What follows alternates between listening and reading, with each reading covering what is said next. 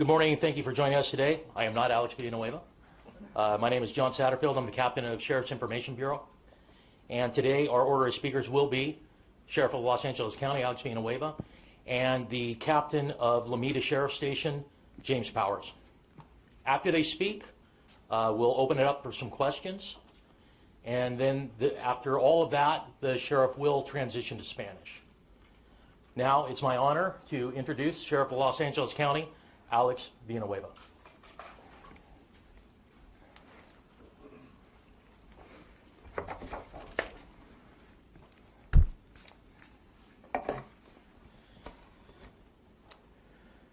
Thank you, John. Good morning, everyone, and welcome to the Hall of Justice.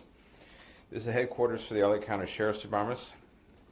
I made a promise 7 weeks ago to deliver information regarding this traffic collision involving Tiger Woods, and we're here to follow through on that promise and to share with you what we have learned regarding the collision that occurred on February 23rd in Rolling Hills Estates. And as I said at the day of the crash, we're thankful that that he survived this tragic collision. And I'd like to point out that Tiger Woods and his representatives have been very cooperative throughout this investigative process. And they've also provided us with the permission to share these findings with you. And for the record, under Section 20012 of the California Vehicle Code, the details of this report would remain confidential except for the involved parties. And this is true of the thousands of reports like this type we prepare every year throughout LA County. And no one is asking for any of those reports, and so this is treated no differently. The primary causal factor for this traffic collision was driving at a speed unsafe for the road conditions and the inability to negotiate the curve of the roadway. Estimated speeds at the first area of impact were 84 to 87 miles per hour, and the final estimated speed when the vehicle struck the tree was 75 miles per hour. There were no citations issued, and there are no signs of impairment. Now, I know there are some saying that somehow he received a special or a preferential treatment any of some kind. That is absolutely false.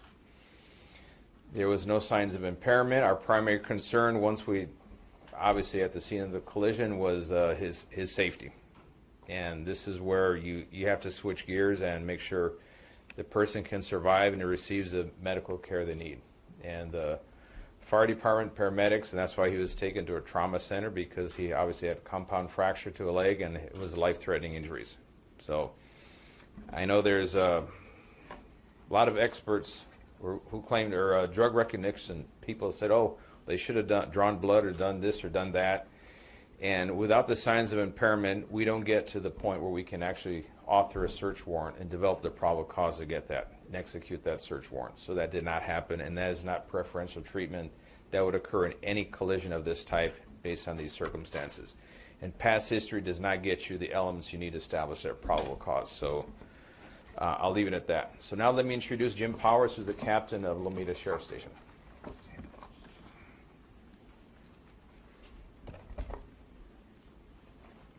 Thank you, Sheriff.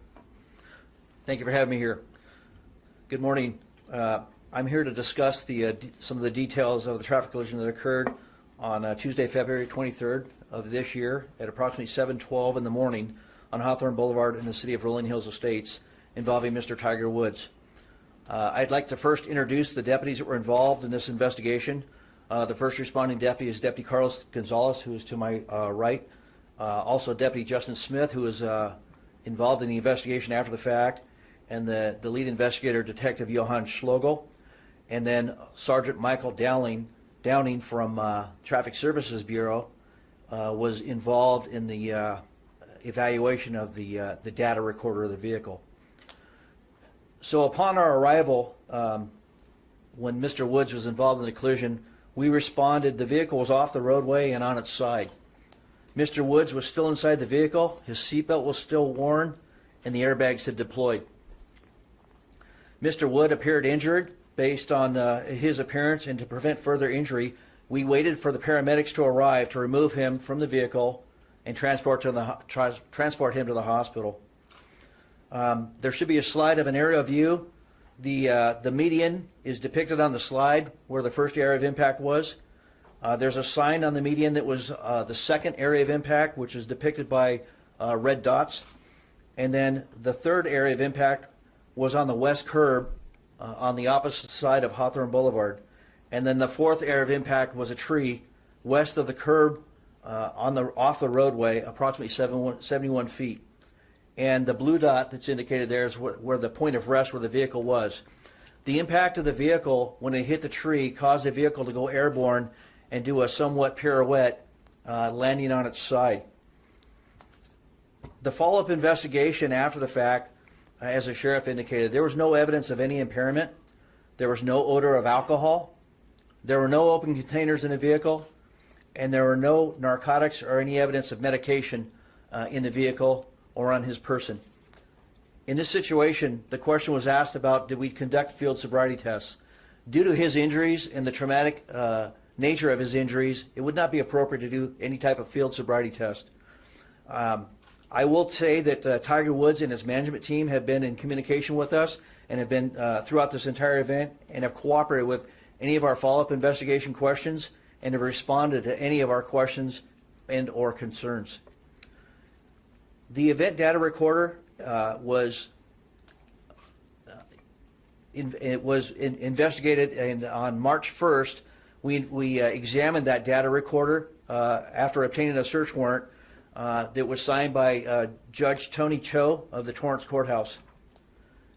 There's an airbag control unit of the data recorder that showed information that we described as Event 1 and Event 2, and a combination of Event 1 and 2.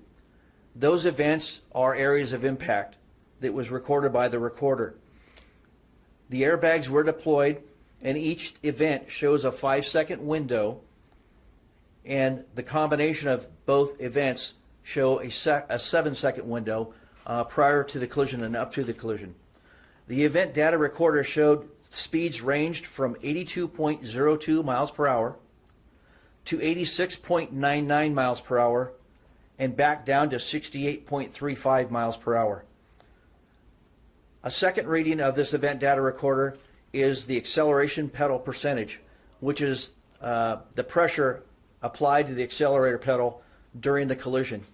This measurement was at 99% at the area of impact, at all the area of impacts of the collision.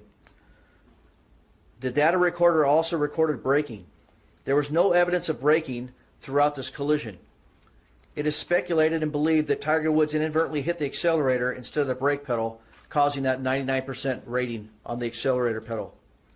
Steering was also recorded, and it ranged from a -10 to 55.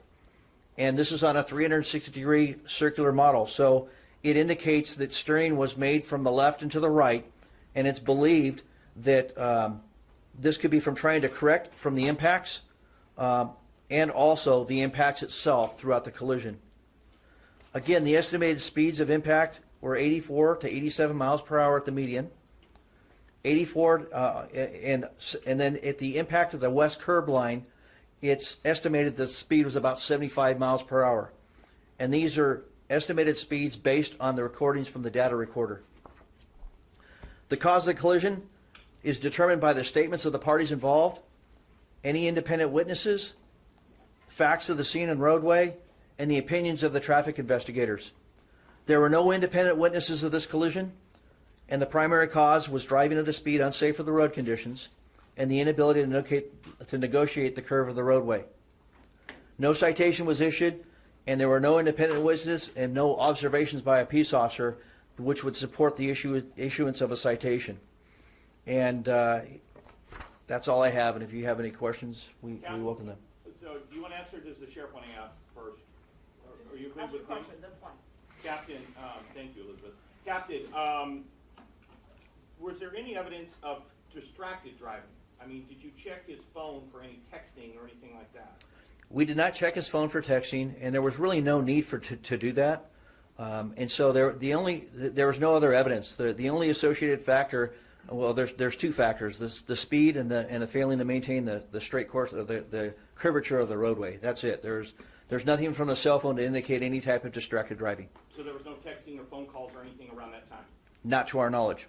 What about blood work? And there was a lot made about being able to draw blood at the scene, which I know is preposterous, but the notion that you did have access to blood work at the hospital, did you seek a warrant for that at all? We did not seek a warrant because there was no indication for us to do so. And so based on all the facts, there was no evidence of any impairment or intoxication. And so in order to obtain a search warrant, you have to have probable cause to be able to articulate that. And So- that did not exist. So no DRE was ever even dispatched? We have our investigators out there, and they are qualified DREs, and so those questions were asked, and they're all indicated and documented in the report. Thank you, sir. Captain, can you explain this inadvertently hitting the accelerator, and can you explain that one more time? It's believed that when you panic or you have some sort of a sudden interruption while you're driving, your initial impact is to, or your initial thought is to hit the brake, and it's believed that he may have done that, but hit the accelerator and didn't hit the brake. We don't know that. He doesn't have any recollection of the incident, and like I said, that's a speculation. There's zero braking throughout that recording of the data recorder, and it's 99% acceleration on the pedal. Captain, wouldn't it seem to be logical to check to see if Tiger Woods was perhaps distracted using his cell phone or texting before the accident? Well, I mean, it's not going to change anything. The cause of the collision was the speed and the inability to maintain the roadway. And so all it would have been is an associated factor, which wouldn't cause the collision. And our goal is to find out what the primary cause of this collision was, and that's it. Did you ask him if he was texting or on the phone before the accident? We don't have that knowledge. Captain, considering the fact that Woods was not recalling at all the fact that he had been driving, had no recollection of it, is that not justification for doing a DRE at a later time or potentially blood alcohol test? No, but my investigators, as they interviewed him at the scene and at the hospital, the questions were asked, and there was nothing to indicate any type of intoxication. He did answer those questions. He did not. He stated he didn't drink. He didn't. There's nothing. He's not under. He wasn't taking any medication. So those questions were asked and answered.